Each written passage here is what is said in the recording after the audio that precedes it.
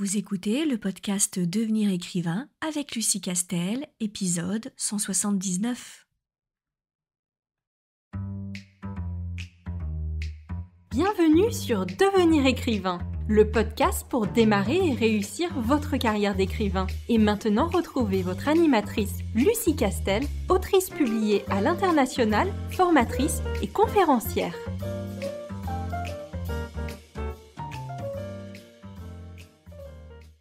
Bienvenue dans ce nouvel épisode de podcast consacré aujourd'hui à la dark fantasy. Alors, comme son nom l'indique, c'est un sous-genre de la fantasy. Alors, ça veut dire qu'il contient des éléments de magie dans un monde totalement imaginaire et totalement inventé. Donc, nous allons voir quelques petites caractéristiques qui vont te faire basculer dans le sous-genre de la dark fantasy qui est personnellement un sous-genre que j'adore et qui me fascine et que je trouve finalement assez sous-représenté. Alors, je sais que il fait un grand retour et que certains romans de dark fantasy font beaucoup parler d'eux, notamment sur l'univers du BookTok et du Bookstagram, et je m'en réjouis. Mais il y a quelque temps, c'était un genre qui était un petit peu mis de côté. Donc on va démarrer avec les diverses caractéristiques que on peut retrouver et qui sont communes à cette dark fantasy, sachant que, comme je vous le dis souvent, on mélange un petit peu les genres et c'est une bonne chose de mélanger les genres. Cependant, pour qualifier une œuvre de dark fantasy, il faut quand même qu'on retrouve ces quelques caractéristiques. Alors, la première, dont on peut facilement et aisément imaginer, très clairement, c'est l'ambiance du roman. Alors, l'ambiance du roman, j'en ai déjà parlé, c'est tout ce que met en œuvre l'auteur pour plonger le lecteur dans une atmosphère. Alors, ça peut être évidemment les descriptions, ça peut être tout ce qui est métaphore, tout ce qui peut être dialogue, tout ce qui peut être caractère de personnage, qui fait que on est plongé dans une atmosphère qui, là, pour le coup, dans la dark fantasy, et c'est logique, est très sombre et d'ailleurs souvent assez proche d'une apocalypse. C'est-à-dire que ça rigole pas et que on sent bien que très rapidement, un événement de nature très très très très grave, voire tragique et dramatique, voire carrément irréversible, est sur le point de se produire. Alors il y a une chose aussi qui est très importante et qui distingue la dark fantasy de la fantasy, c'est cette fameuse notion, dichotomie entre bien et mal. Dans la fantasy, il est de tradition d'avoir une distinction très marquée entre le bien et le mal, et même avoir une distinction, je dirais, presque manichéenne. Et c'est un peu la marque de fabrique de la fantasy, même si, encore une fois, je suis pas du tout en train de dire que la fantasy pure et dure doit être 100% bien d'un côté, 100% mal de l'autre. Les genres et les sous-genres surtout sont complètement poreux, mais quand on parle de fantasy, il y a un camp qui très clairement est un seigneur des ténèbres et qui draine vraiment le mystère du mal, la pesanteur du mal, etc., etc. Et de l'autre, on a un héros ou une équipe de héros qui lutte avec des caractéristiques liées au courage, à la détermination, à la transcendance de soi, et qui sont des qualités qui sont normalement propres aux héros. Et ça, c'est très marqué dans la fantasy. Et alors, à l'inverse, dans la dark fantasy, la frontière entre le bien et le mal est beaucoup plus ténue et beaucoup plus complexe que un camp d'un côté et un camp de l'autre. Et ça, c'est très certainement ce qui identifie et ce qui caractérise le plus la dark fantasy.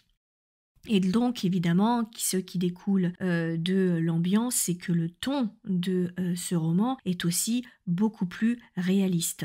Comme là, on est sur du gris, des zones grises qui fait que ce qui était mal devient bien, ce qui était bien devient mal, que les motivations du Seigneur des Ténèbres sont des motivations qui pourraient à la limite se comprendre ou finalement qui pourraient être les motivations de n'importe quelle personne et c'est pas forcément qu'elle bascule du côté obscur et c'est quelque chose de très ténu et les deux camps se mélangent un petit peu. Et donc comme ils se mélangent évidemment, c'est beaucoup plus réaliste puisque l'individu, enfin l'être humain, est plein d'ambivalence, il est plein de contradictions, il change d'humeur, humeur et au cours d'une vie, il peut passer très facilement d'actions qui sont plutôt mauvaises et de caractéristiques pas forcément super positives. Et puis à un autre moment de sa vie, il va faire preuve d'héroïsme, de générosité, il va être altruiste, etc. Et l'être humain est composé de tout ça en fait. Et donc évidemment, le ton de la dark fantasy, par définition, est beaucoup plus ancré dans la réalité et beaucoup plus réaliste. Même si, encore une fois, ça reste de la fantasy. Donc comme on est en fantasy, on est dans un monde totalement imaginaire, hein. Donc s'il y avait des incursions de la réalité, si par exemple une partie du surnaturel avait lieu dans nos sociétés contemporaines, du coup ce serait de l'urban fantasy, hein. Donc là on est vraiment dans la dark fantasy, donc on reste dans un monde qui a été totalement imaginé.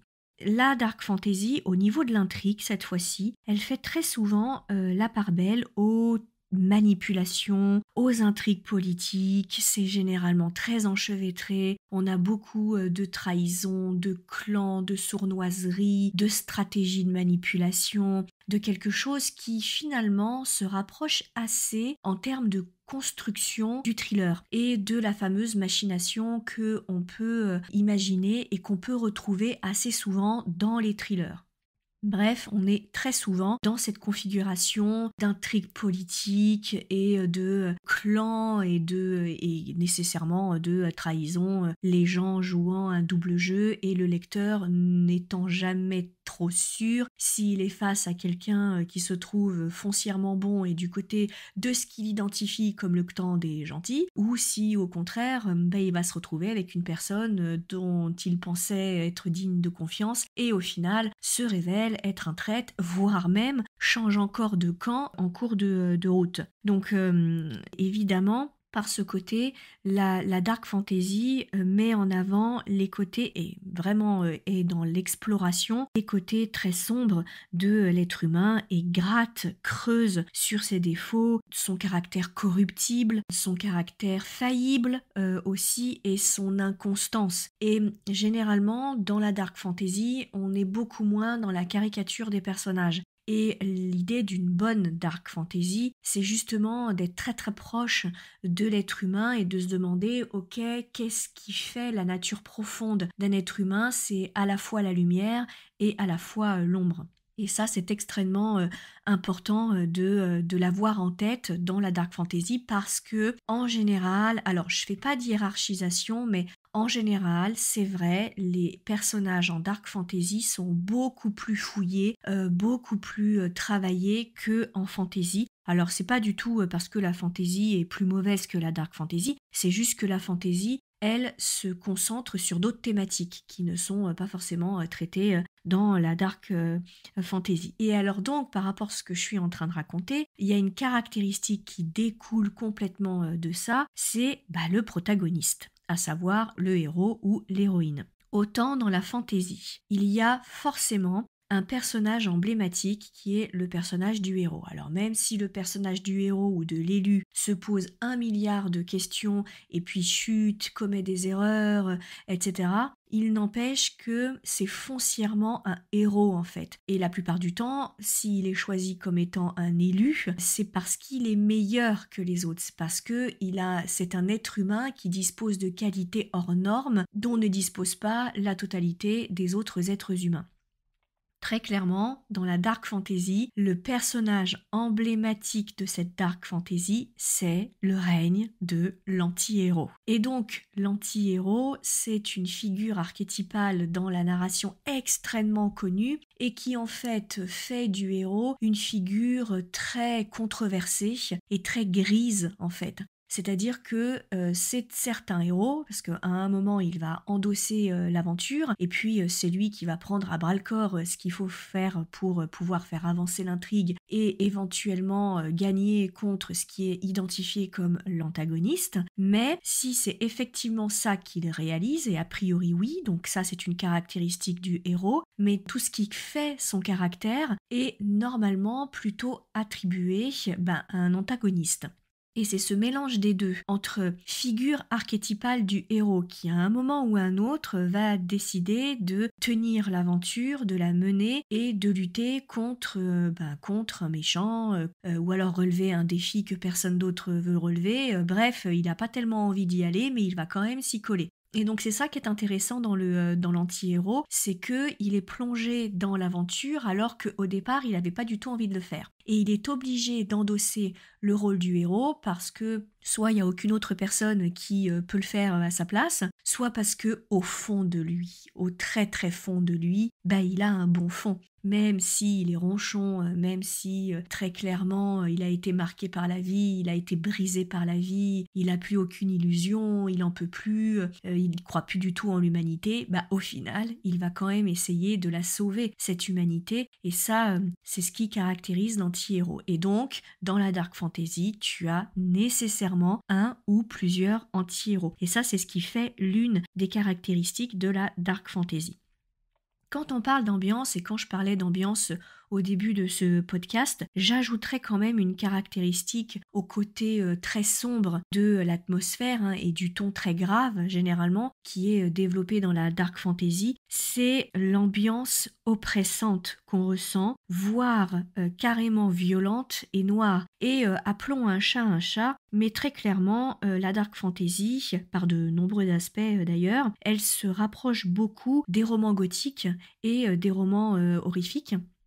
Même si elle va pas jusque-là et qu'elle n'a pas des scènes à ce point gore, il n'empêche que la dark fantasy flirte quand même pas mal avec le genre horrifique et le fameux roman gothique qui était très important et qui se place à l'ère victorienne. Et d'ailleurs, la dark fantasy a comme point commun avec tout cet aspect de roman gothique, c'est que la plupart des créatures surnaturelles qui sont développées dans la dark fantasy sont des créatures qui ont comme point commun d'être normalement maléfiques, c'est-à-dire des vampires, des loups-garous, des fantômes qui sont pas particulièrement très chaleureux, des morts vivants, des sorciers qui eux non plus sont pas particulièrement chaleureux.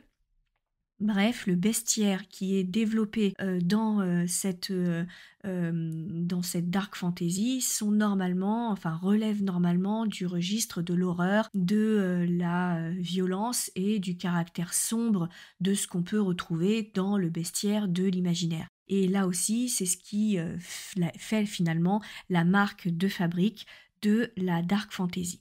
Voilà ce que je voulais te raconter sur ce sous-genre qui, moi, me fascine et qui, j'espère, va continuer d'exploser et de revenir en force. Et j'espère que toi aussi, tu es intéressé par ce genre. Peut-être d'ailleurs que tu écris dans ce genre, auquel cas tu as bien raison. Et dans tous tes cas de cause, je te donne rendez-vous très très vite pour un nouvel épisode de podcast. Si tu veux apprendre à écrire un roman de qualité professionnelle et séduire les éditeurs, si tu veux qu'une équipe complète de professionnels t'accompagne dans ce projet, tu dois rejoindre Devenir écrivain, projet best-seller. C'est la formation la plus complète et individualisée pour t'aider à concrétiser ton rêve d'écriture. Inscris-toi sur licar.fr/formation, licares.fr/formation pour avoir toutes les informations. Beaucoup de nos anciens stagiaires réalisent actuellement leur rêve d'être écrivain professionnel, alors toi aussi, rejoins-les sur licar.fr/formation.